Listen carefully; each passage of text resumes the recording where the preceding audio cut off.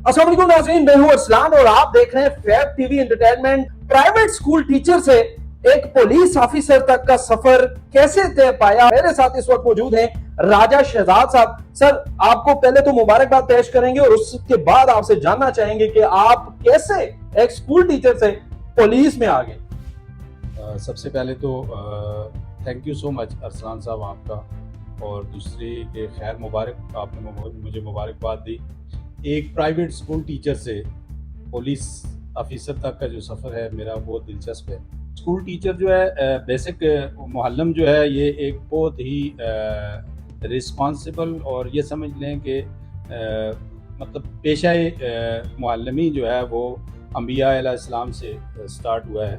तो ऐसे पेशे से पुलिस डिपार्टमेंट को ज्वाइन करना, जिस तरह मैंने पहले बताया कि मेरी पूरी फैमिली जो है, आपको बताऊं कि वो डिपार्टमेंट ऑफ एजुकेशन से मुंसलिक है। मेरे वालिद मोहतरम जो हैं वो एजुकेशन से सीनियर टीचर रिटायर्ड हैं। तो मैं वही बात है कि जहन में मेरे ये एक शौक़ था कि मैं कोई ऐसा डिपार्टमेंट ज्वाइन करूं जिसमें मैं लोगों के काम आ सकूं, लोगों के लिए लोगों की फलाह का बायस बनूं। तो मेरे ख्याल में डिपार्टमेंट ऑफ पुलिस जो है ये ऐसा डिपार्टमेंट है कि आप यहाँ लोगों की खिदमत कर सकते हैं और लोगों के काम आ सकते हैं। आप जालिम के खिलाफ खड़ा हो सकते हैं और मजलूम को इंसाफ दिला सकते हैं। तो दी बेस्ट डिपार्टमेंट है कि आप लोगों की इस डिपार्टमेंट से होकर लोगों की भला करें। आपकी प्रमोशन हमने देखी, आपको एक स्टार लग चुका है और मैं ये भी जानना चाहता हूँ कि आपके यूनिफॉर्म के ऊपर एक विंग आपका बना हुआ है।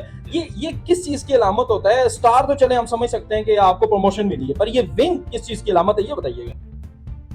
थैंक यू अरसान भाई। ये मेरी छाती पे जो विंग है जिसके बारे में अभी आपने क्वेश्चन किया मुझे, ये बेसिकली कैडेट विंग है।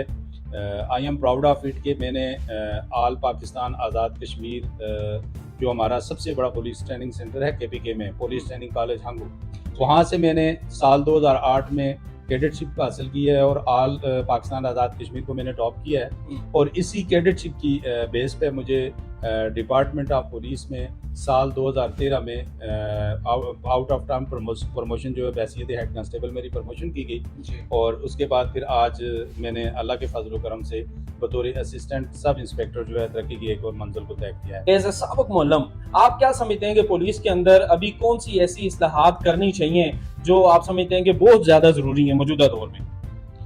देखें, आज प्रमोशन के टाइम पे हमारे deputy inspector general of police region जो हैं यासीन कुरैशी साहब ने वहाँ बहुत सी बातें की। उन्हीं की बात को मैं कोट करता हूँ।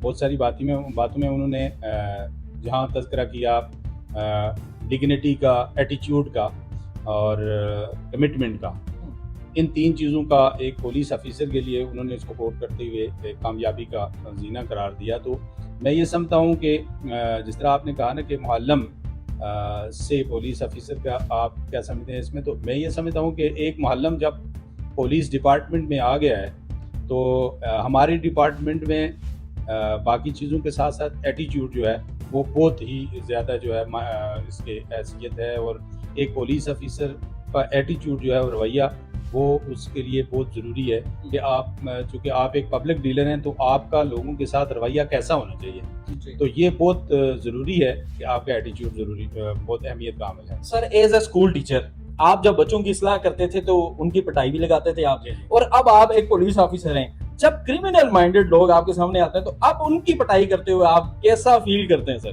देखें अरसलान साहब, क्रिमिनल को उसकी क्रिमिनल एक्टिविटीज़ से रोकने के लिए ये सिर्फ एक यही फैक्टर नहीं है कि आप उसकी पिटाई करेंगे तो वो अपनी क्रिमिनल एक्टिविटी से बाज आएगा। आप उसकी इस्लाह अहवाल करें। देखें, क्रिमिनल्स जो हैं वो हर शख्स की अपनी एक उसका एक तरीक़ाकार है। आपने देखना है कि एक आपके पास मुल्ज़िम आ गया है तो आपने उसको, एक तो आपकी पहली जिम्मेदारी ये बनती है कि उसने जो जुर्म किया है या उसने जो भी कोई ऐसा उससे कोई एक्ट हुआ है गैर कानूनी, एक तो आपने उसको उस गैर कानूनी जुर्म में उसको गिरफ्त डालनी है। दूसरा, आपने उसकी इस्लाह हवाल भी करनी है। आपके पास आ गया है तो आपके पास आया है तो आपकी ये कानूनी और इखलाकी जिम्मेदारी है कि आप उसको इस तरह, उसका आपके साथ आपका बिहाव उसके साथ ऐसा होना चाहिए कि वो जो फेल उसने या वो जो गैर कानूनी फेल या जुर्म उसने किया है आइंदा के लिए वो उससे बाज आ जाए। Sir, as a previous teacher मुझे ये बताएं, आजकल के जो बच्चे हैं, जो स्टूडेंट्स हैं, वो अक्सर कॉलेज स्कूल बंक करते हैं और सड़कों पे आवारागर्दी करते हैं। اب آپ پہلے آپ ٹیچر تھے, اس حساب سے اس دور میں کیسے دیکھتے تھے جب آپ بچوں کو پڑھاتے تھے, وہ اسکول بنک کر کے, کلاس بنک کر کے وہ باہر آوارہ پھرتے تھے, اور ابھی آپ کیا سمجھتے ہیں کہ انہیں کیسے نکیل ڈالی جا سکتی ہے, ان بچوں کو انہیں کیسے راہ راست پہ لایا جا سکتا ہے؟ میرا جو دور تھا اس وقت بچوں کے ذہن میں استاد کا ایک بہت بڑا رتبہ اور ایک خوف اور ڈر ہوتا تھا, کیونکہ میں بھی اسٹوڈنٹ رہا ہوں تو ہمیں اتنا ڈر اور خوف ہوتا تھا اپنے استاد کا. لیکن آج کل جو انسٹیٹیوٹ کے اندر ایک ماحول بنا دیا گیا ہے تو بچوں کے اندر سے اپنے وہ ٹیچر کا اور جو بھی وہاں پہ کوئی نگران ہے اس کا ادارے کا, اس کا ڈر اور خوف ختم ہو گیا. اس کی بیسک چیز ایک یہ بھی میں نے دیکھی ہے, مانیٹر کی ہے,